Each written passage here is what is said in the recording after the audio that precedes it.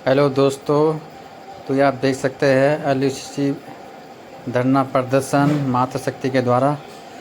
और ये हम आपको दिखा रहे हैं आरडीपीएल हार्ट्स के सामने काली माता मंदिर के पास, जो कि यहाँ पे बैठे हुए हैं हमारी मातृशक्ति। और ये आप देख सकते हैं अगर लोकेशन, और यहाँ पे हमारे मातृशक्ति कुछ विचार रख रही है, तो आप ध्यान से सुनना, कमेंट ज़रूर करिए। लेकिन दूसरे के कंधे पे बंदूक रखो, तो अलर्ट रखनी चाहिए आप लोग।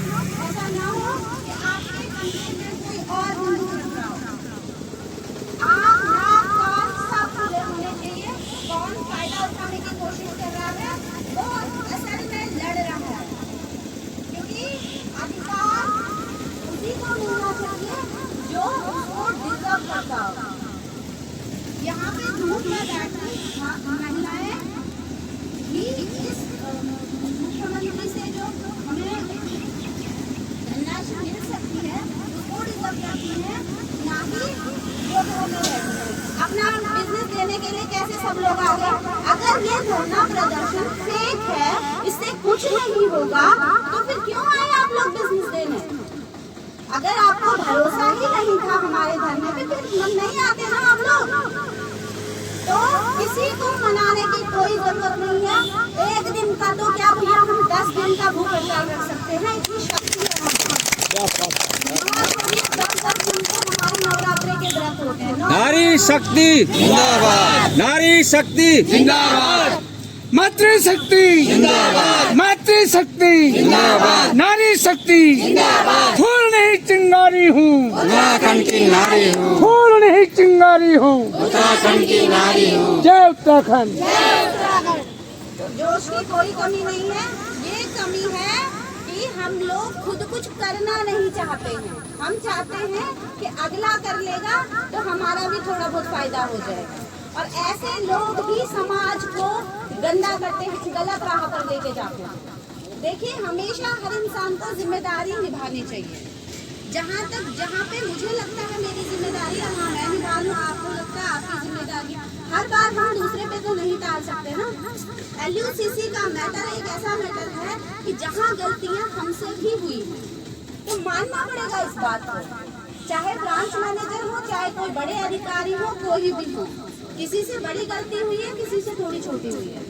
सारे ब्रांच मैनेजर दोषी नहीं है, लेकिन जो फ्रंट पे नहीं आएंगे डेफिनेटली उन्हें दोषी माना जाएगा। ये चाहे ये गलतियां हुई हैं, अगर वो ब्रांच छोड़ के बैठे थे तो उनकी बड़ी रिस्पॉन्सिबिलिटी बनती है। ये चाहे कहीं से किसी से भी पूछवा लो आप लोग, तो फ्रंट रो पे तो उन्हें ही लेना चाहिए।